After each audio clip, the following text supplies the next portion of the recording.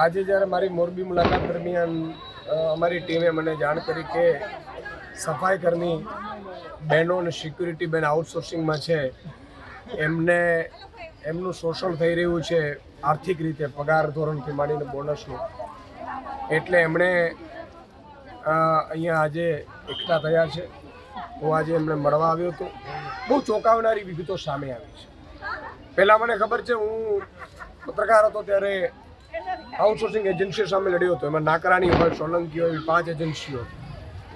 અને એજન્સીઓ કઈ રીતે શોષણ કરે છે એનું આખું પર્દાફાશ મેં ત્યારે કર્યું. મને આ બધાની ખબર છે. હવે કંઈક એજન્સીઓ ચેન્જ થઈ છે. ચેન્જ થયા પછી એજન્સીઓમાં આમને કોઈ લાભો નથી મળતા, એમને નિયુક્તિપત્રો નથી મળતા.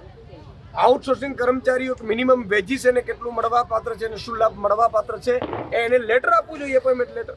એ મળતું નથી. તો આ બહેનોને ખબર જ નથી કે એમને કેટલો પગાર છે, ESI મળવા જોઈએ કે નહીં, PF કપાત થવું જોઈએ કે નહીં, આ કોઈ જ વસ્તુ, વીમો મળવો જોઈએ કે નહીં, એ કોઈને ખબર નથી.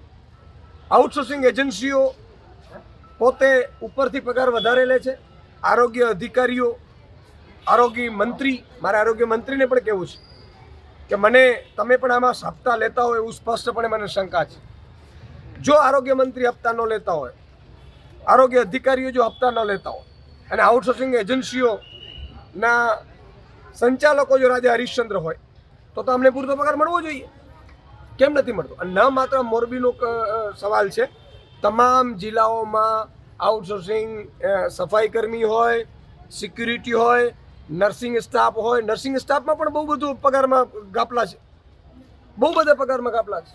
અને મને એ નથી સમજાતું કે એવી એજન્સીઓ કે જે મિલીભગત ધરાવે છે ભાજપના નેતાઓ સાથે, એ એજન્સીઓને કેટલું મળવા પાત્ર છે. વર્ષે કરોડો રૂપિયાનું કૌભાંડ આઉટસોર્સિંગ એજન્સીઓની આ ગરીબ માણસોના શોષણ માટે નેતાઓ, અધિકારીઓ અને આઉટસોર્સિંગ એજન્સીઓવાળા કમાય છે. એટલે આજે હું વિનંતી કરું છું આરોગ્ય મંત્રીને કે જો તમે સાચા હો તો આઉટસોર્સિંગ એજન્સીઓ પાસેથી ડિટેલ મંગાવી એમને કેટલું મળવાપાત્ર છે કમિશન, એ કેટલું લે છે, કેટલું પગાર આપે છે, કેટલા લાભો આપે છે, એની તપાસણી કરવામાં આવે. નહીં તો આગામી સમયમાં આખા તમામે 33 જિલ્લાઓમાં દરેક આઉટસોર્સિંગ કર્મચારીઓ સાથે આમ આદમી પાર્ટીના એક કાર્યકર્તા એની સાથે મળી સંગઠન તૈયાર કરી હું પોતે મુખ્યમંત્રીને રજૂઆત કરીને જો મુખ્યમંત્રી નહીં સાંભળે તો 1 લાખ આઉટસોર્સિંગ કર્મચારીઓ જો એકઠા થશે તો ગાંધીનગરનું ઘેરાવ કરવાનું પણ ચૂકીશું નહીં. આમને કાયમી ધોરણે ભલે 6 મહિના લાગે આ પરિસ્થિતિને નિવારણ લાવવા માટે, પરંતુ આઉટસોર્સિંગ કર્મચારીઓને કાયમી ધોરણે મળવાપાત્ર લાભો મળે.